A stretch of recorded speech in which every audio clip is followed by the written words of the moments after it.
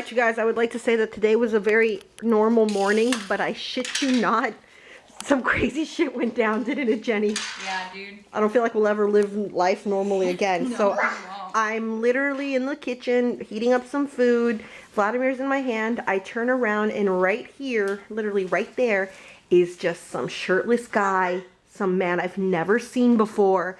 And I ask him, I'm like, who are you? And then like literally Scarlett comes from the other living room barking and growling at him. Raymond comes over there because he was literally, as you see, everybody is as everybody was. Just like some crazy guy right there.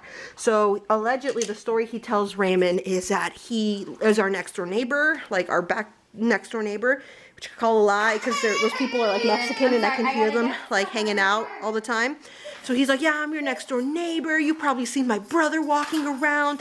I had my first kiss in this neighborhood. I'm like, what the hell? So he's all like, and I mean, I was like, you know what, we're going to give them the benefit of the doubt to a certain extent. And he's like, yeah, I came home, or I was home alone, and then these people came in to rob my house with a crowbar or something. So I just jumped and ran and blah, blah, blah. So he's talking, and literally, as he's talking, I grab Aiden, and we're just chilling in the kitchen. And Scarlett at this point in time was like growling at him, barking at him, like circling around him. At one point she even sat right here as to like just be with me and the boys while Raymond kept him more over that way. And then Ray's like, yeah, it's like, I understand, you're scared, calm down, you're okay. And then as the story continued, he allegedly had said that like his dad was home and his brother was home and they all just scattered. And he was just so scared, he didn't know what to do. And Raymond had offered to call the cops several times for him. And he's like, well, I just got off the phone with them and they just told me to run. And Raymond had got him onto the porch because I told him to get him out of here. And he did. And at this point in time, Jenny literally was in the bathroom. So the guy's like, oh, do you mind if I go through your backyard so I can jump back home? And Raymond's like, why don't you just walk around the houses? And then he's like, I'm not letting you back inside my house, so whatever. So Raymond comes back inside the house, locks the doors, and then he jumps from our wall to this one to that one. And whatever, so then that's what he's doing. Poor Scarlett's like making sure that everything's clear. At this point in time, we can hear like the helicopter circling above. I'm like, dude, this is probably the damn guy that they're fucking looking for. So then he jumps over the wall to jump back, to come around the side of the house to see if he can somehow get into the garage door, because we have a side garage door, which is locked. I lock the door. I go upstairs with the boys at this point in time. Jenny's on the phone with the cops again for like the second or third time this morning. And she's like, you got to send someone over here. He is trying to get into the house. Long story short, while I was upstairs with the boys, I had noticed that the next door neighbors, the next door neighbors are actually home. I've never actually seen them with my eyes, but they were home. So I open up the window and through the screen, I'm talking to them and I'm asking them if they're okay. And they don't speak English very well, so I asked them in Spanish, and then the old lady responds yes, and I asked them if they had seen him, and the older man had what is it called, motion that like they had put handcuffs on him, and he pointed to the cops, and there was cops like over here by the park, on the corner, everywhere. So they caught him, and Jenny was on the phone with the operator, and apparently the operator said that he's been stealing cars around the neighborhood, and they finally caught him. But so fucking scary, you guys. I am like tripped out. I like hugged Scarlett and kissed her. I was just so scared. But everything is fine. They caught him, but it was just really scary. Okay, everybody, we are on our way to go tour the hospital maternity ward at our hospital. Yeah, it's like really late. The damn tour starts at like 8. It's from 8 to like 8:30, and then they have like another one from like 10 to something. I'm like, who the hell is taking these tours so late at night? And it's funny because you would think they have day ones, and I looked and I don't feel like they had any day ones. So we are back from the hospital tour, and strangely enough, I mean, it was nice. They gave us snacks and stuff. Asked a few questions. And I actually started to get kind of some anxiety there. I didn't realize it, but I started shivering when I was in the room, the delivery room, and then I started like my bottom. I didn't realize that it wasn't me, honestly. Like with the elements, like it being cold or something, because I'm wearing this dress, which is what I wore yesterday to the egg shower. the Easter egg hunt, and it's like a strapless shirt or a strapless dress, and it is long, but I mean it's night and it's cold, so I thought for a second that maybe I was like cold, and it wasn't until my bottom lip started like trembling and like the rest of my body kind of actually started to tremble that I was like, oh my god, I'm like, I think I'm like having like almost an anxiety attack or a panic attack or something, and but I wasn't, I don't know, like my body was, but my mind wasn't there. I was just listening to like the spiel of the tour. But I mean, something similar kind of happened when I had an ultrasound for the first time with Vladimir. I was nervous, but like I got like a panic attack. I remember that. But it was just really weird, I guess. I don't know. Some unresolved feelings, or just maybe just feelings in general of like labor and delivery rooms. But yeah.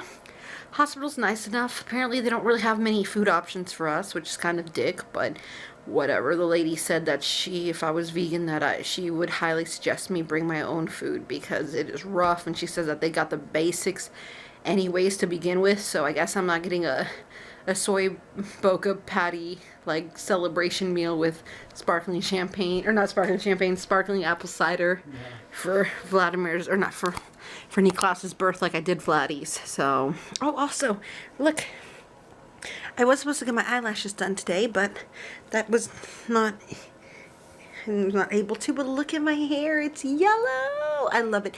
Vladimir saw it when he first woke up and he's like, blue, because every color is blue.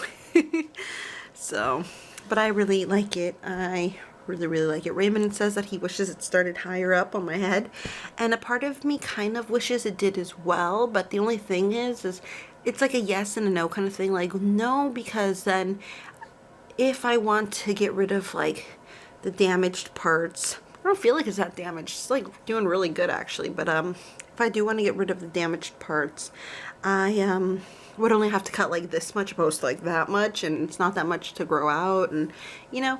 And then another thing is that if I were to make it go up higher, I would have to bleach it and strip it, and you know, just, I don't know, just to get it to the level that the bottom was, and it's more time, and it would take, my hair would be in transition for longer than what I would like. And then my baby shower is soon. Raymond won't tell me when, but I'm kind of like strategically figuring it out.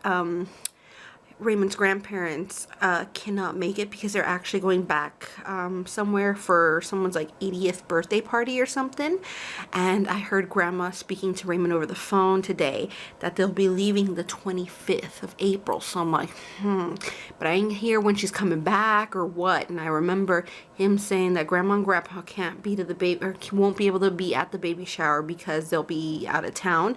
So I'm like, 25th and beyond. And he also kind of told me that it was going to be towards the end of the month of April. So I'm like, I want to know when. I just realized Chibi is sleeping on the computer chair. She woke up this morning in the room. Like, she woke me up at like 2 in the morning because I heard her sneeze. I felt her sneeze on me, and then she stepped on me. I'm like, okay. So that was interesting. But doing a little bit better now. Or no, doing a lot better now after the whole incident this morning. I still can't believe that. I'm really glad and thankful that nothing like else happened, that he wasn't physical or he wasn't violent, or, you know, because you hear on the news all the time like, oh, someone broke into somebody's house and beat the living crap out of somebody, or someone dies, or someone gets shot or stabbed, or, you know, I don't know. And both me and Raymond had like the same fears in our mind because he was messing, the man was messing with his pocket. He'd kind of like fidget with his pocket, but I mean, it honestly could have been a number of things. It could have been his wallet, it could have been his phone, it could have been his keys, it could have been, you know, it could have been nothing, or it could have been like a gun or a knife, or, you know, anything. It could have been a lot of things. And both boys at the time were out and about. Like, I mean, I had Vladimir in my hands, but Aiden was crawling around in like both the living rooms, so I ended up grabbing him. And like, my biggest fear is like, well, what if he pulls out a knife, or he pulls out a gun and it becomes like a hostage situation or something, you know, or like, I don't know. You really don't know, you know. And sometimes people, when backed up into corners, you know, they do things that they normally wouldn't do. So like, maybe this man wasn't a violent person, but with everything surrounding him and everything kind of just closing in on him. Like, what if he felt like that was his only way out, or, you know, I don't know. And I'm like, oh my God, I'm like, what if he picks up one of the boys and is like, oh, well, you guys, you know, you're gonna do this, that, and the other. Or I don't know, it was just really scary. It was really, really scary. I'm really thankful for Scarlett too. I mean, I always joke about like getting rid of her and stuff like that. I mean, that's a terrible joke. You shouldn't joke about that, because dogs are left, especially pit bulls and things like that, which we have a really big problem with here in Las Vegas. But they're always dumped and they're always left behind. And I mean, yeah, she's got her own quirks.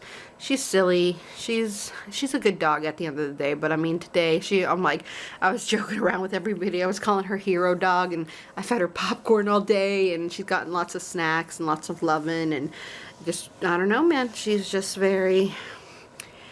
a very good dog today. She like was barking at him and growling at him, and at one point, like I said, I think I told you guys, she had put herself in between me and the boys who were in the kitchen behind the gate, and like, because the gate was open, and like she was just standing there just like growling and just sitting there not letting anybody go through. So I was like, oh my God. And it's funny because, I mean, I'm sure you guys have seen my dogs. I mean, maybe you haven't around other people, but they're very loving animals. All of my animals are very loving, very people-oriented. And I remember I had a conversation with my grandmother from Mexico once, about a few years ago.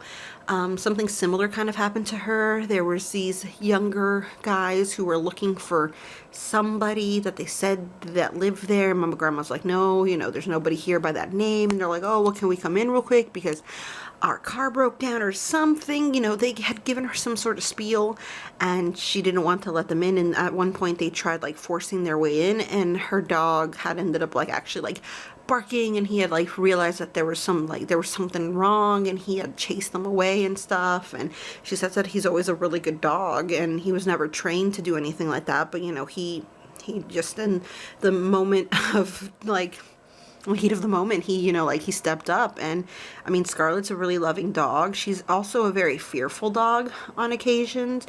I mean, the other day when we were going to the egg hunt, I forgot that I came down with my hat, and she barked at me, and hats freak her out, and, you know, loud noises freak her out. For a while there, men freaked her out as well. And, you know, so she's got her own little quirks, and she can be a very timid and fearful dog at times. But she totally like stepped up to the plate. And long story short, well, not long story short, Raymond hates it when I say that because it's never a short story. But where I was getting at with that was the fact that I had told my grandmother after she had told me that story. I'm like, I don't know. I'm like, I don't know if any of my dogs would be like that. I'm like, because they're very people oriented. They're very nice. They're very friendly. They're very, you know, this and the other. And I remember she told me, she's like, well, you'd be surprised because, you know, your dogs and your animals will like feed off of your energy and your emotions and stuff like that. So, you know, whatever. And I mean, I totally feel like I must have been like really scared, because she came right after I had said something to him. And I mean, I don't feel like I had said it I don't feel like I said it loudly when I asked him what he was doing in our house. Yeah, but I mean, she came rushing over and was barking and stuff. So I'm like, man, she must have legitimately sensed my fear. So, and it was a very big fear, but everybody is fine. We're all fine. He was caught. Cops have him. Doors are all locked. Windows are all locked. Doing something about that sliding glass door to make sure it's always secure, and even more secure than what it is right now. And I don't know, man, it just, you know, just be careful out there. I always tell you guys to be careful about, you know, this and the other, but you don't know, man. You do not know. Another thing is, I feel like you guys should always become like aware of your surroundings and like your house and your neighbors. I'm not necessarily saying go out and make friends with your neighbors, but always keep your eyes peeled. It's like, oh, you know, the people behind me in the apartment are a Hispanic couple with 2 little kids, you know, and whatever. Like, oh, okay. So if one day someone's like, oh, I live right behind you, and you're like, no, you're not, because you're not the Hispanic couple with the 3 little kids or the 2 little kids, like, you know. And like I said, because I'm not I like to be a friendly person, but I don't really like to be that friendly with my neighbors. I'm like, they're okay, they're cool, they're whatever, I'll say hi, but I'm not like friendly with any of them. I'm friendly with the older Mexican couple who lives down like a few houses down, but that's about it, you know. And I mean, kind of with the people next door with the 2 kids, like we'll say hi and stuff, but that's about it, you know. I'm not like, out there having coffee and stuff and inviting them over, because that's just that I just don't want to. But yeah, you know, just become aware of your surroundings and just know who lives around you, and you know who is frequently in and out, because you never know when someone might be like, oh, X, Y, and Z, and you're like, no, that doesn't sound right, or you know, whatever. You see somebody suspicious because you know that the person next door is an old man who lives by himself, so when you see some young guy, you know, snooping around, you're like, nah, man, old Jimmy lives by himself. Who is this guy? So anyways, I will see you guys all tomorrow.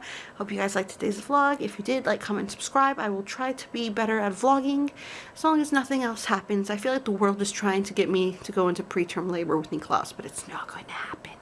But anyways, so we will see you guys tomorrow.